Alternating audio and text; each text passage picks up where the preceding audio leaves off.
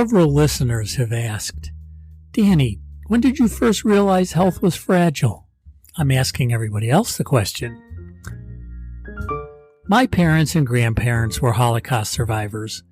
I attach a photo of my father's father, Opa Henry, with my Uncle Nat when he returned home after being traded from Bergen-Belsen as a prisoner of war. It's another long story. My mother never spoke of it when we were young, but my maternal grandmother, Lily Herzog, and my father, Reuben, did. So I learned much about the fragility of life from a young age. My father died at 45 when I was 19. That most life-changing event knocked my life into a new orbit. So how do you recognize success in your advocacy work? That was my second question. In this episode, we'll listen to answers to the second question I asked of 26 people at the Healthe Voices Conference. Almost everyone answered some variation of, I feel success when I affect one person's life. I won't repeat that response 20 times. Instead, I'll share a few of the permutations and experience some people made. I will link the transcript of all of the answers in the show notes. I won't edit them for readability.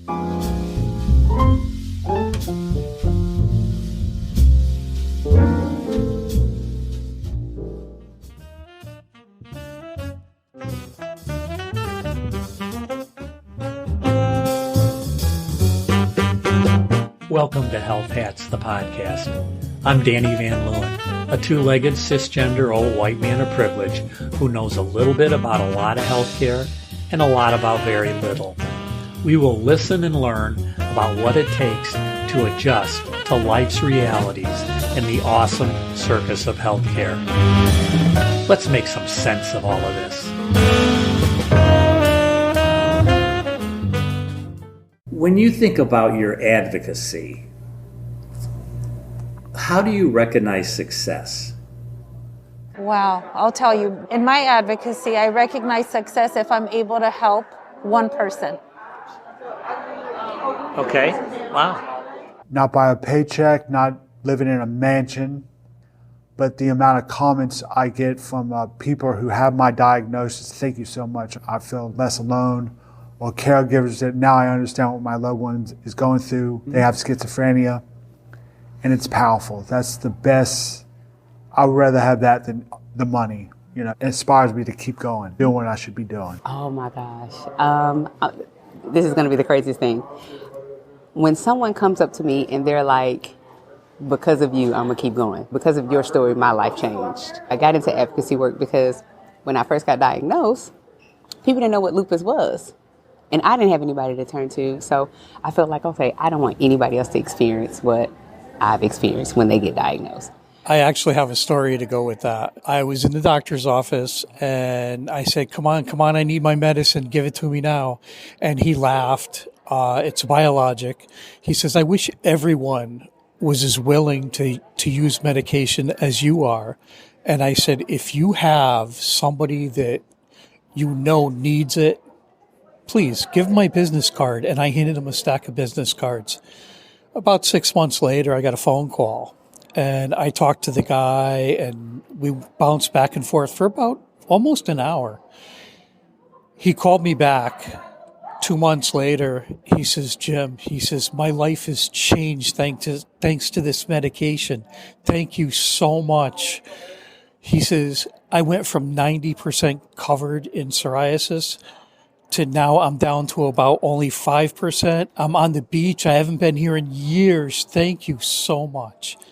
That is success. That's a hard one, right? Because I think a lot of us in advocacy, we put a lot of work in and we don't see those immediate results. I think what gives me a measure is meeting people who have that same vision and sharing my thoughts and getting people to think a little bit differently. You know, and I think that's just a measure of my success is to get someone to think outside of their box and to consider something else. I think if I can do that, there's a shot. I recognize success by people adhering to what I'm teaching.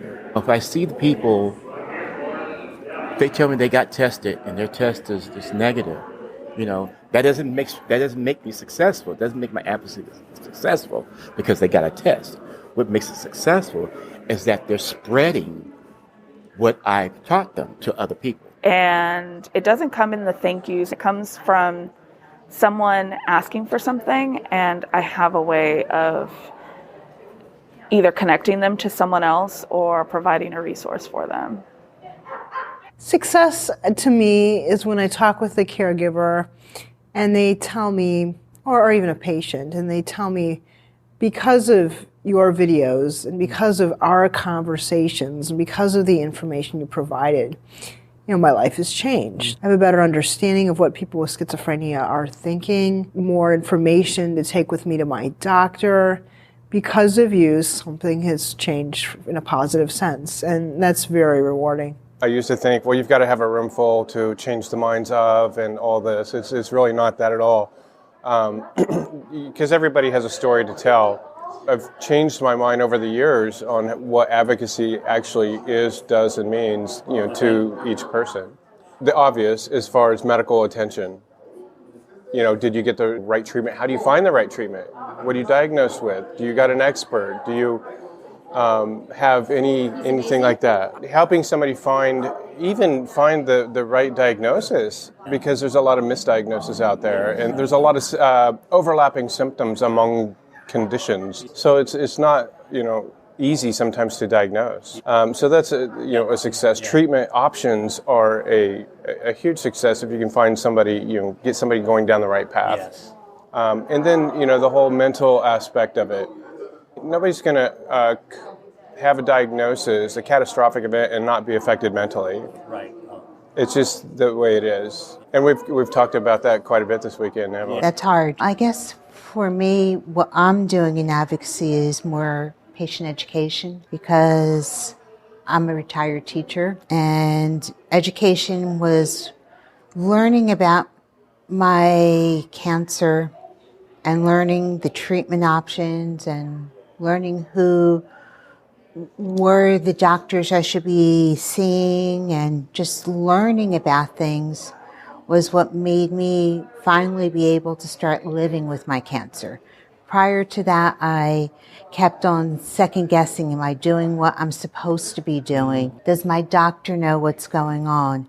Am I getting the best treatment? So I just kept on being worried, because it took a while for me to be initially diagnosed. I was misdiagnosed in the beginning, so that fear was there. But once I learned about what should be going on, I became more peaceful with myself and able to live my life. And I think, so I went into the area of patient education, because there's others like me. There are others that really don't care. Everything's in the doctor's hands, but there are others like me. So I think being able to talk to someone one-on-one, educate them, have them make a connection with a specialist, and start receiving treatment, and then having that person come back and say, oh, I'm doing well, or thank you for sharing this. Now a word about our sponsor, Abridge. Record your healthcare conversations with doctors and other clinicians with Abridge. Push the big pink button and record. Read the transcripts or listen to clips when you get home. Check out the app at abridge.com, abridge.com, or download it on the Apple App Store or Google Play Store. Let me know how it went.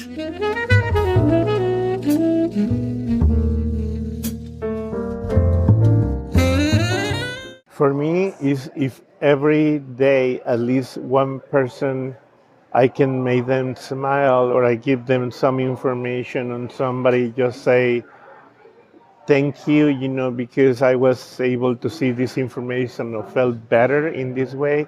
I even sometimes ask myself, how did we do it? Because now I have people tell me we stopped about 3 suicides, one of them in England. And I'm still amazed of how, even through social media or things like that, we can do that. We can help people. So for me, success is just, first, I'm feeling good about what I'm doing. But second, if just one person, I don't need more than that. I think when you believe in something so passionately and something that affects everybody across the world, something as your health, success is really reaching as many people as you can and understanding that you're affecting their lives as much as health has affected your life. So when you reach out to people and that ripple effects really start to come back and you see the difference it's making in people, that's when you realize you're doing something right. It's a great question. I find that success, number one goal for me is when I get comments from our audience and the people who are watching and reading us, that the content that we're putting out has been so impactful for them. Because of my background, storyteller, love talking to people just like you, and so created a platform called The Patient Story. The Patient Story, it is right now focused on cancer because I want to do one area really well, and as you know, cancer is made up of so many situations and experiences. But what I can say, regardless of whether it's cancer or something else in health, we have a lot of shared emotions and experiences, and our stories are not the same, as has been talked about a lot. But being able to put the stories out there for people to understand I am seen, I am heard, I'm connected, I'm not alone is so important. ThePatientStory.com. I'm always my own worst critic, but the first time I felt success was the first time someone wrote to me and told me how much what I'm doing, my advocacy, helped them in their life with CLO. And that was such a warm feeling. That just made my day, not only my day, but what I had been doing. And I was like, this is exactly, I'm in the right place at the right time, and all roads have led me here, whether I knew it or not, that was just, it was meant to be. Because my background is in broadcast journalism and in communications, and here I was communicating as a journalist, albeit online, to help other people, and by having something to help communicate to them, because there was hardly a thing at the time when I started doing this. The internet wasn't what it is today in 2022, and my doctor had no information to give to me the day I was diagnosed, and it drove me insane. I was like, this has got to change. Someday, when I'm ready, I'll change this. Well, that's an excellent question. For me, I think success is absolutely a combination of the very small things, including feeling comfortable to be vulnerable with you on this interview or be silly on an Instagram video, and the larger things such as testifying on legislative bills that will help the greater community and putting out content that helps people to be their own best healthcare advocates, and hearing from people in the community how that helps them. For me, that's huge. I don't care if a lot of people like it or follow me. I do marketing for a living, so I do enjoy the statistics behind it. I don't find success in that. I find success in helping someone live their best life, whatever that means to them. Wow, that's another good question. Honestly, being here right now and just being amongst all of the other advocates, because everybody is not invited to this conference, and just being able to be surrounded around so many good people and have important conversations, it just makes me feel like I belong here. It's got to be all the emails. I'm on social media, so I get a lot of comments from people in the community letting me know how much my videos have helped them. I advocate for the blind and visually impaired, and when someone loses their sight, especially later in life, it's terrifying.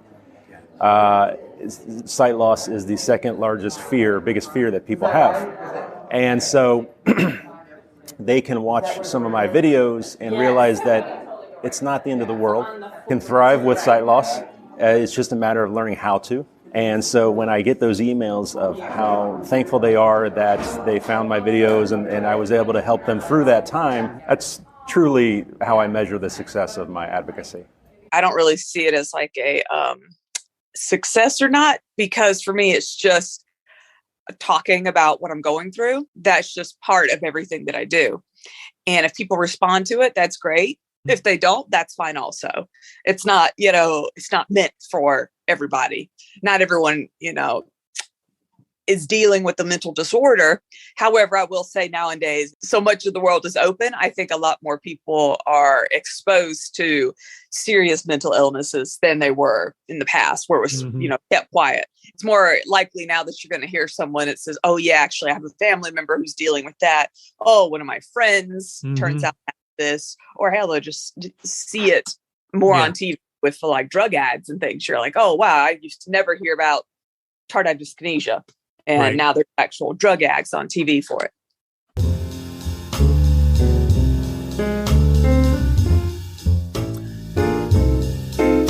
So how do I recognize success in my activism? Notice that I said activism rather than advocacy. I bill myself as a patient caregiver activist.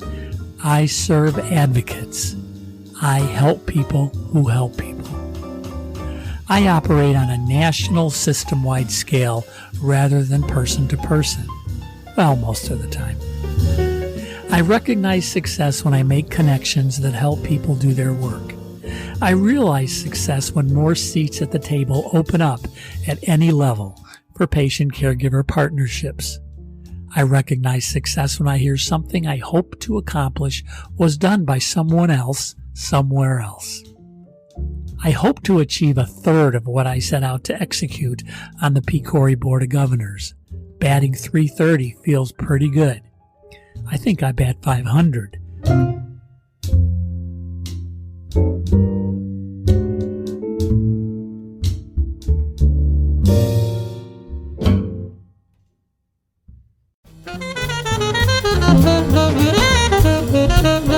I host, write, edit, engineer, and produce Health Hats, the podcast.